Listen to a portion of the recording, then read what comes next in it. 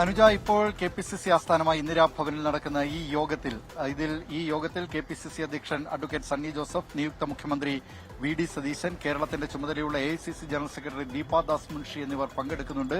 ഈ യോഗത്തിൽ ഇപ്പോൾ അന്തിമ ധാരണയാകും എന്നാണ് സൂചന. കോൺഗ്രസിന്റെ മന്ത്രിമാർ ഇനി 3 പേരെ സംബന്ധിച്ച് മാത്രമാണ് തർക്കം അവശേഷിക്കുന്നത്. ആ തർക്കം കൂടി ഇപ്പോൾ നടക്കുന്ന ഈ കൂടിക്കാഴ്ചയിൽ പരിഹരിക്കാൻ കഴിഞ്ഞേക്കുമെന്ന പ്രതീക്ഷ.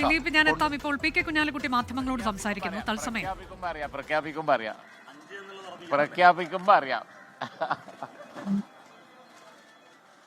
PK കുഞ്ഞാലിക്കുട്ടി യോഗത്തിനായി കയറി പോവുകയാണ്. അദ്ദേഹം കൂടുതൽ കാര്യങ്ങൾ പറയുന്നില്ല. 5 ലീഗ് മന്ത്രിമാരുണ്ടാകുമോ എന്നത് പ്രഖ്യാപിക്കുമ്പോൾ അറിയാം എന്ന് പറഞ്ഞുകൊണ്ട് അദ്ദേഹം കയറി പോകുകയാണ്. പാണക്കാട് ലീഗ് ഹൗസിൽ യോഗം ആരംഭിക്കുകയാണ്.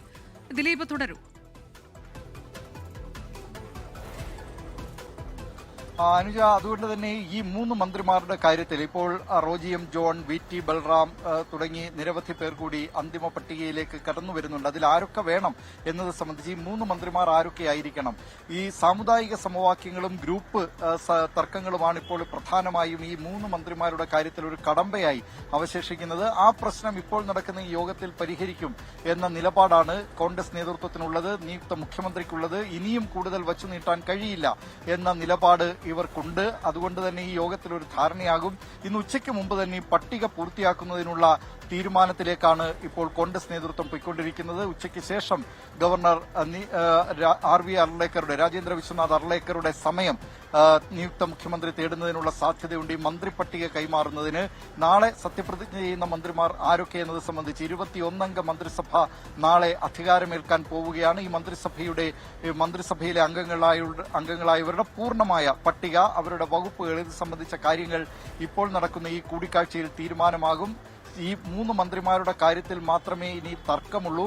ചില ഘടകകക്ഷികളുമായുള്ള ചെറിയ ചെറിയ പ്രശ്നങ്ങൾ അവശേഷിക്കുന്നുണ്ട്. അതിൽ ഏറ്റവും പ്രധാനം കേരള കോൺഗ്രസ് ജോസഫ് വിഭാഗവുമായുള്ളതാണ്. കേരള കോൺഗ്രസ് ജോസഫ് വിഭാഗത്തിന് 2 മന്ത്രിസ്ഥാനം വേണമെന്ന നിലപാടിൽ അവരിപ്പോഴും ഉറച്ചു നിൽക്കുകയാണ്. പക്ഷേ ഒരു മന്ത്രിസ്ഥാനവും ഒരു ചീഫ് വിപ്പും എന്ന തീരുമാനത്തിലേക്ക് അവരെ എത്തിക്കാൻ കഴിയും എന്ന പ്രതീക്ഷയിലാണ് ഇപ്പോൾ കോൺഗ്രസ് നേതൃത്വമുള്ളത്.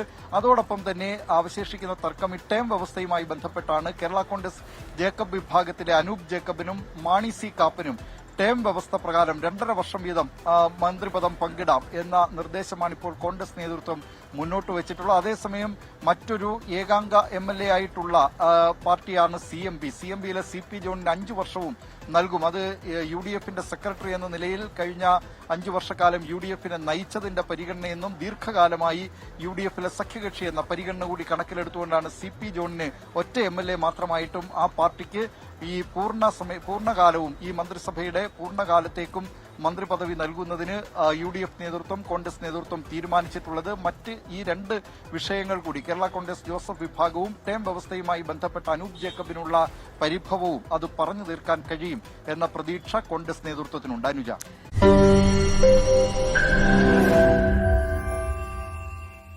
ലോകത്തെവിടെയായാലും ഏത് സമയത്തും 24 വാർത്തകളും ഓഗ്മെന്റഡ് റിയാലിറ്റി പാക്കേജുകളും എക്സ്പ്ലെയിനറുകളും വിശദമായി കാണാൻ ഞങ്ങളുടെ YouTube ചാനൽ നിങ്ങൾക്ക് സബ്സ്ക്രൈബ് ചെയ്യാം.